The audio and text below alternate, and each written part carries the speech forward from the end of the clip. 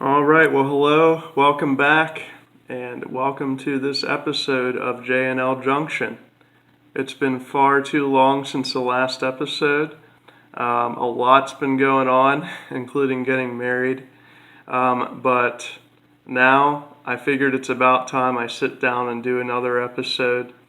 In the last video, I said I would put together an updated wiring diagram for the track power with block detection, auto reversing, and all that good stuff.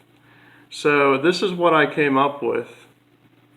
And I know it looks a little bit crazy, but I'm going to break it down. It's really not that hard, not that complicated, and explain to you what my plans are. Now, I'm definitely a beginner with this stuff, so I may have a lot of this wrong, some of it wrong. I think it's mostly correct, at least. I've done a lot of research, watched a lot of YouTube videos, but if I could have feedback in the comment section, if anything is incorrect, I'd really like to get it right. This is my first layout, and I'm really excited for all this. I'm really into electronics. So yeah, that's why I have a bunch of stuff in this diagram. But let me explain to you what I'm planning on doing to get power to the tracks and to establish computer control through block detection. So this is the system that I'm planning on using. It's the Easy DCC system from CVP Products. And if you want to know more about my reasoning behind why I want to go with that system, I would definitely recommend watching the first video that I did, the last video. So this is the main controller for the Easy DCC system. And I want to have wireless control on the layout, wireless control of the trains. So this is the receiver right here. So there's a line, and there should actually be a second line coming down here going to that receiver. But there's a line for that, and then there's another line that comes out. And this is kind of like a LocoNet cable. I'm not exactly sure what the difference is. There may not be any difference. If not, that would be great. But if someone could let me know about that, that would be awesome. So there's another line that comes out and goes down to your booster, and I'm using these are all CVP components. This is the Zone Master Dual, and that is essentially delivering the DCC signal to the power districts. Now I'm going to have I believe 5 power districts, A, B, C, D, and E.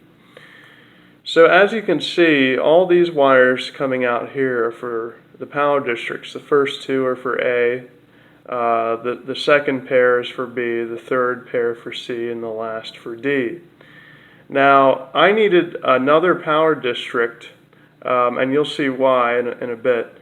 And so that's why I went with the Zone Master Dual, because there's another set of outputs here that I can use for power district E. So each of these power districts have separate short circuit protection systems, and there's red LEDs here to indicate any faults. And as you're probably aware, if you do get a fault in one power district, the other districts will stay up and running, and the faulty district will shut off immediately. That way you can more easily find the short in your layout. And my layout isn't going to be too big, so if there ever is a fault, it'll probably be very easy to find. So let me explain to you how I plan on doing the block detection. So I'd like to use the Digitrax BDL168, which is this beast right here. And it's not actually this size, I just needed it this size for the purpose of the diagram. But supposedly Digitrax is supposed to work very well with the Easy DCC system. According to CVP Products website, I guess we will see. I don't see why not. I mean, it's just a DCC signal. But, so anyways, let me show you how I plan on laying out the blocks on the layout. So if you can kind of picture the layout from the last video I did, there's a giant loop that goes around the entire table, and I'm going to start my block numbering up here in the top left corner of the loop. So this is where that tunnel is. And so what I'm going to do is, essentially the blocks are going to be labeled A1, A2, A3, A4, and then it goes to B1 through 4, C1 through 4, D1 through 4, and I only need 2 blocks for E, so E1 and E2. So block A1, as I explained, starts up here at the tunnel, and it goes around to A2, which is right here, A3, which is the grade crossing right here, and then A4, which is this bridge here that crosses over the PA Turnpike. And then that goes around to B1, which starts right there, and then B2, which is that tunnel, B3 is right there, and then B4. So that's the end of Power District B. So then that continues on to C1, which is kind of back where we started. And District C continues on down here to C2 and goes through the Y here. So this is one of the legs of the Y to C3, through this other Y to C4, and that's where District C ends. So then District D is actually going to be my reversing section. So this is one of those crazy triangular Y junctions, hence the name J&L junction. But so it needs reversing, and so this is going to be my reversing section. So Power District D is going to be reserved just for this reversing section here. And then E starts right here. So this is one of the bridges on the Y junction. So that's E1, and then that goes up to E2, which is right here, which is the other bridge, and ends with this Y right here. And yeah, so that's how I'm going to lay out all my blocks.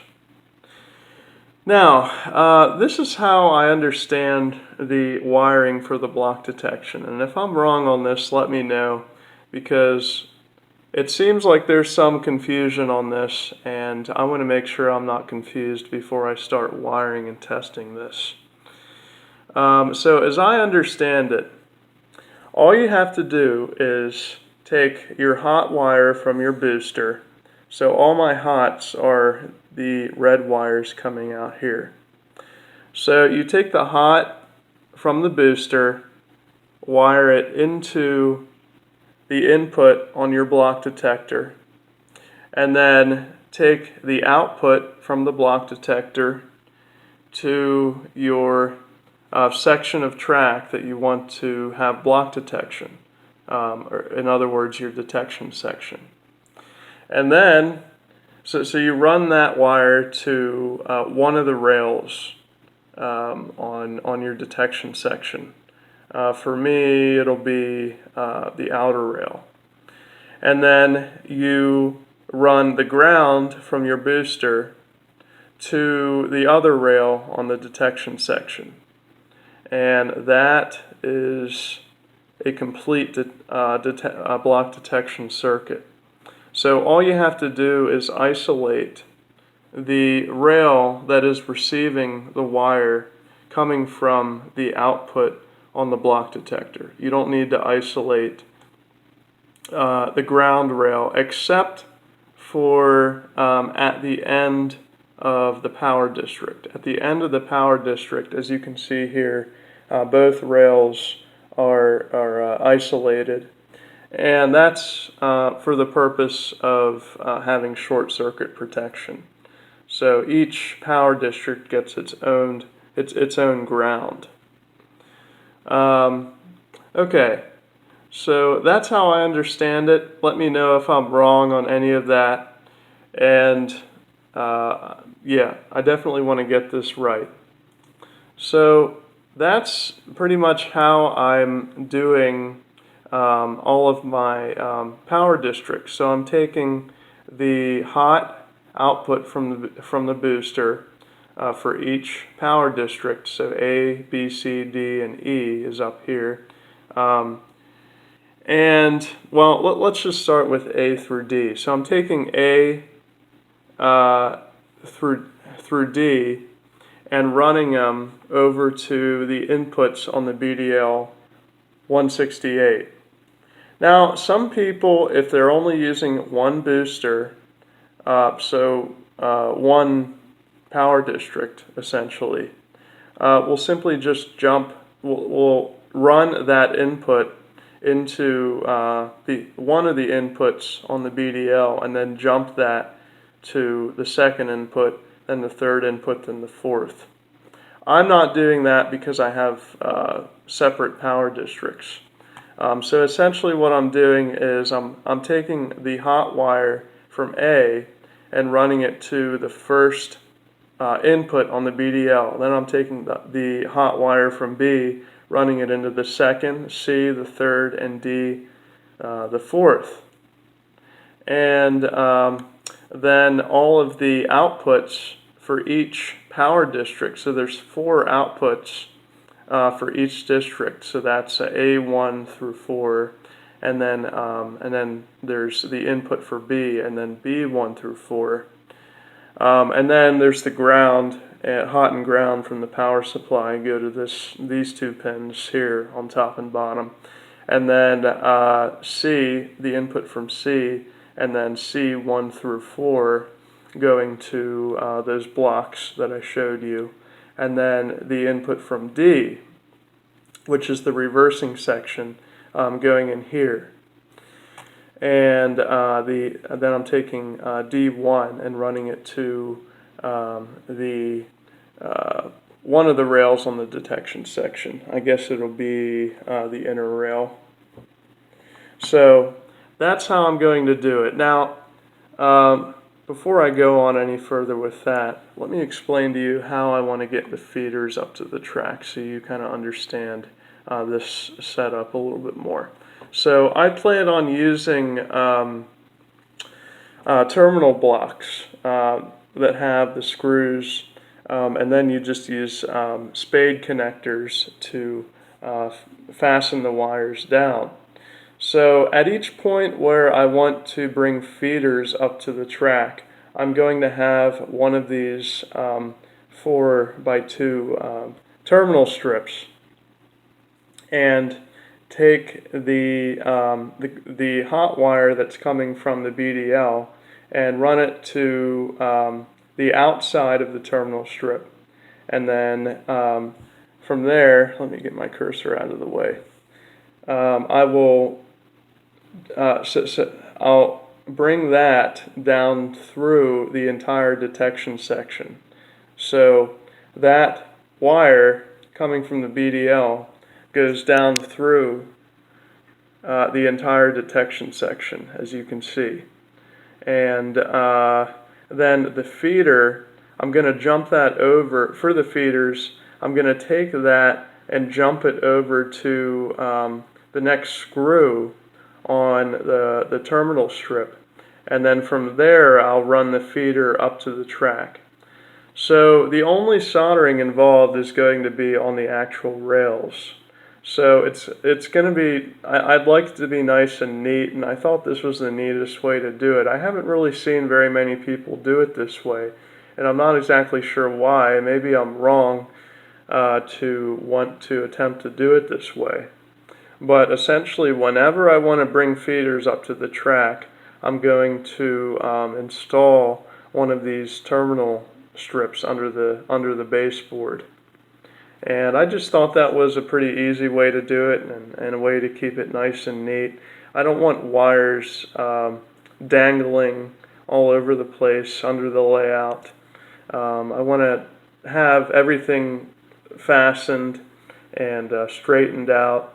And I should say that all of these wires are going to be stranded, except for the feeders. I'd like to use probably 22 gauge solid wire for the feeders. So, and then for these bus wires, probably 14 gauge stranded. So I just thought that would be the easiest to work with, and also keep it nice and neat. So yeah, so I'm going to do the same for the ground wire. The ground is going to go to that terminal block, and then I'm going to use a jumper to jump it over to this screw here, and then bring the ground wire up to the inner rail of the detection section. Well, actually, I should just say of this piece of track. So as I have it, every piece or every section of track is going to have its own feeders, its own set of feeders. So I just thought that would give me good a good electrical connection, and thought it would be the safe way to go. So that's that. Now let me get back to the block detection. So from the BDL, so section D, so for the reversing section, the thing with the BDL is if you're going to use reversing with it, if you're going to bring your input or your output from your reverser into the BDL, this entire section, so this is my D power district right here, I would have to have all of these outputs going to the detection section. So if you're configuring this input of the BDL for reversing, then all of these output pins here need to be used for reversing. You can't mix an auto-reversed sections of track with non-reversed sections of track within one power district on the BDL. And so that's why these pins are unoccupied, and I just have this one output going to the reversing section, which is right here. And as you can see, the ground is coming from the auto-reverser. Now, about the auto-reversing. In the last video, I said I was going to look into using the built-in auto-reverser on the zone share, which is on the A output. As you can see, I don't know if you can see it, sorry about this. It says A plus R on the zone share. So that just means it's A plus reversing. So you could set this up so that it could automatically reverse your rails in your reverse loop. Now, I was doing a little bit more reading on that, and that is really only designed for your basic balloon track reverse loop. It's not really meant for a special situation like the Y.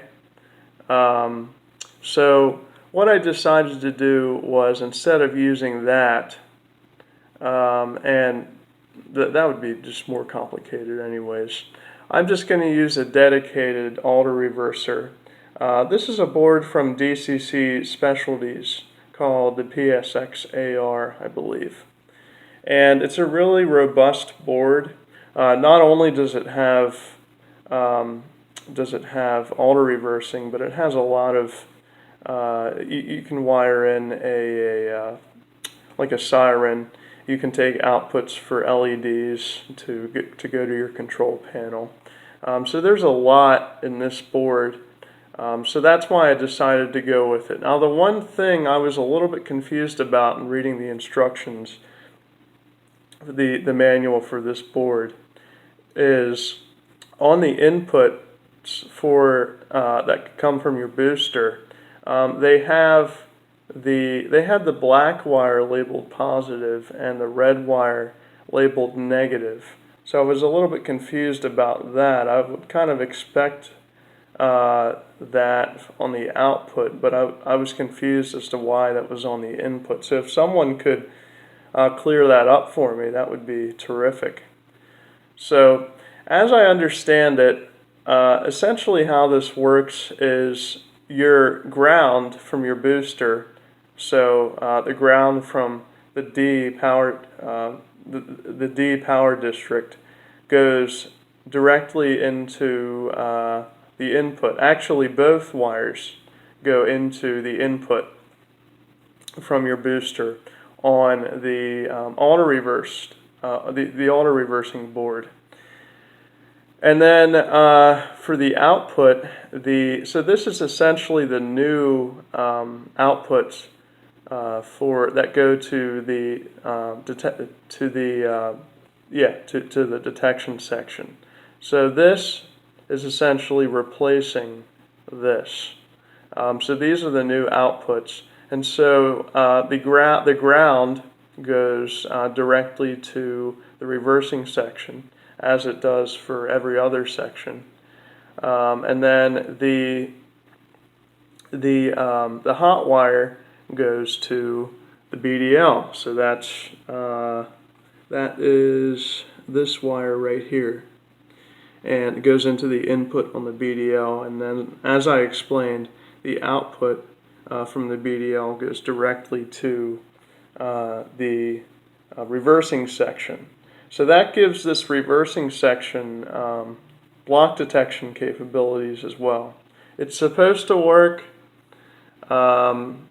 If I have any of this wrong, or if it's impossible to achieve block detection on a reversing section, let me know before I delve into this.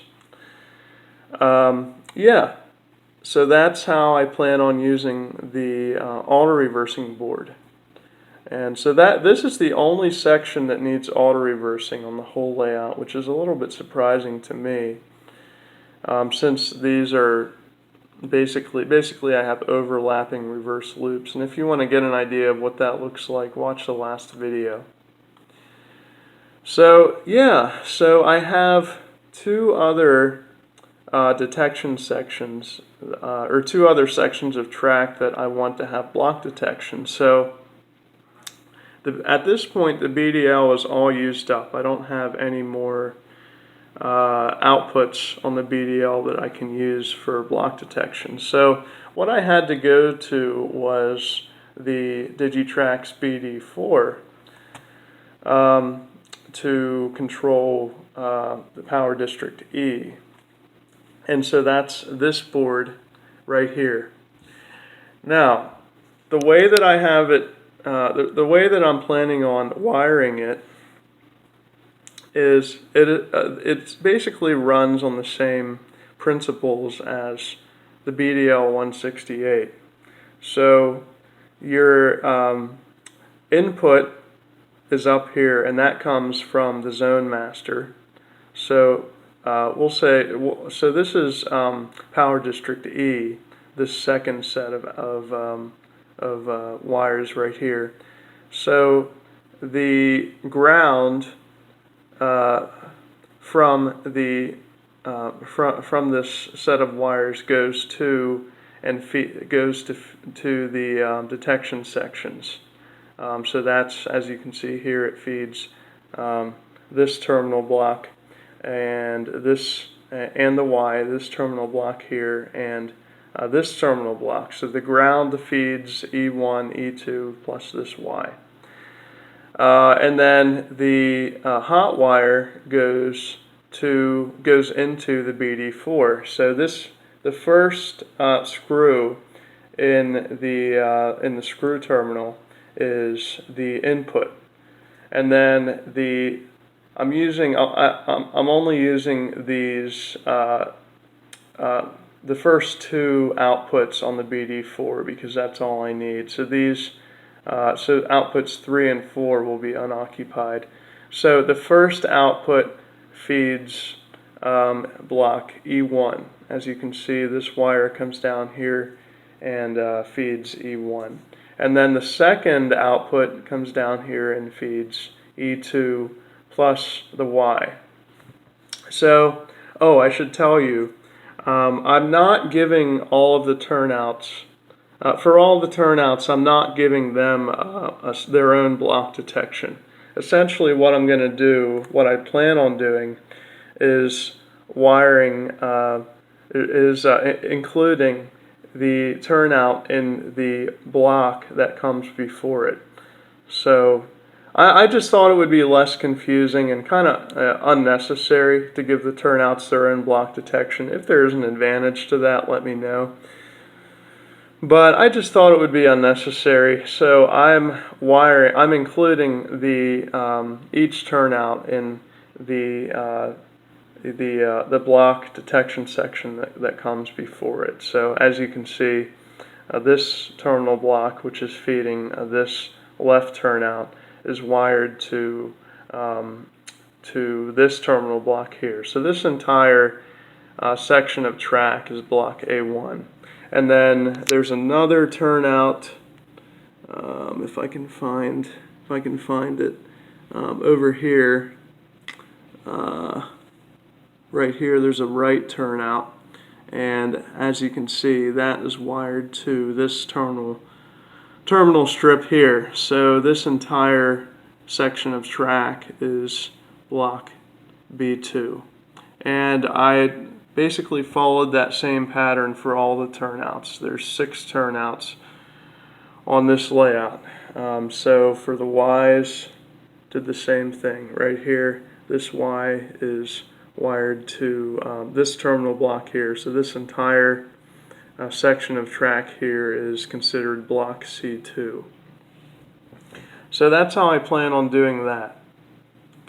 Now, one last thing, one of the last things I can show you is, as you can see, I have these little boards right here. And what these are called, I believe they're called snubbers. And what they do is essentially clean the DCC signal and help to eliminate any RF interference. If I have that wrong, let me know. So the way that it works, if you have block detection, if you don't have block detection, what you would typically do is put them directly across the 2 wires at the end of your power district. So if I didn't have the BDL or the BD4 or anything, I would simply let's take power district B. I would simply put the snubber, as you can see, there's 2 inputs on the snubber. I would just put the red into one side, the black here into the other side, and call it a day. Do that for every power district. But that won't work for block detection, because the way block detection works is it detects resistance in the rails, and there's resistors on this snubber. So if I just simply put the snubber on the end of the block right here, it would show this block is constantly being occupied because I've now put resistance on the 2 wires. So the way that that NCE recommend, these are from NCE by the way, the way that they recommend you wire these up if you're using block detection is to simply put it, I think it's in parallel, simply splice it off of the, you're essentially putting it before the block detector and you're splicing it in between. your booster and your block detector. So it's easier to see here. So what I've done is I've spliced, so this is for zone A, and I've spliced that off of the wire that's coming, the ground from zone A. So the ground from zone A is coming into the snubber here, and then I've spliced the red wire off of the block detection, the block detection wire, and it's before the BDL. So that's the key for putting in a snubber, is it has to be after your booster and before your block detector. And that's how I understand it. If that's incorrect, let me know. So the very last thing I'm going to show you is I'd like to use DS64s, Digitrax DS64s, to control the tortoise switch machines.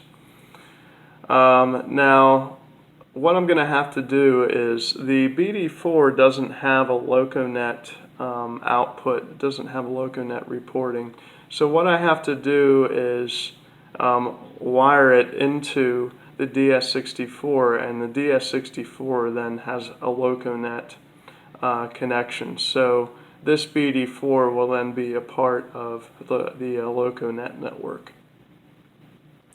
And yeah, that's about all there is to see on this entire diagram. If you have any questions about this, let me know. If I've really messed up on something, or if you have any concerns about how I plan on doing any of this, let me know. What I've also been working on is I got a tortoise switch machine. I ordered one, and I started playing around with it, and got a breadboard, and also got some solid state relays. So what I'd like to do is have collision protection. So what I want to do is, at each turnout, if the turnout is thrown a certain way, I'd like to have relays attached to the other route going through the turnout to turn those tracks on or off.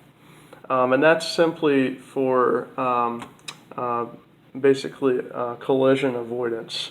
If you have two trains running on the layout at the same time. I don't know, it's probably a little bit overkill and unnecessary. I just thought it would be something neat to try. And so I was kind of playing around with that a little bit, and I actually got it to work. I got some LEDs and got them to throw in different, according to the way the turnout, the tortoise switch machine was thrown, the LEDs would alternate. And I got that to work, so that was pretty exciting. And I'm also working on a wiring diagram for that. And so in the next video I'll go over that and my plans for wiring the switch machines and the control panel. So that's about all for this video. It's now going on pretty long, so please leave a comment, leave a like, subscribe if you want, if you enjoyed this. And I'll try to have proper screen recording software for next time. But yeah, that's about all. Thanks for sticking around to the end of this video. And I will see you next time. Bye-bye.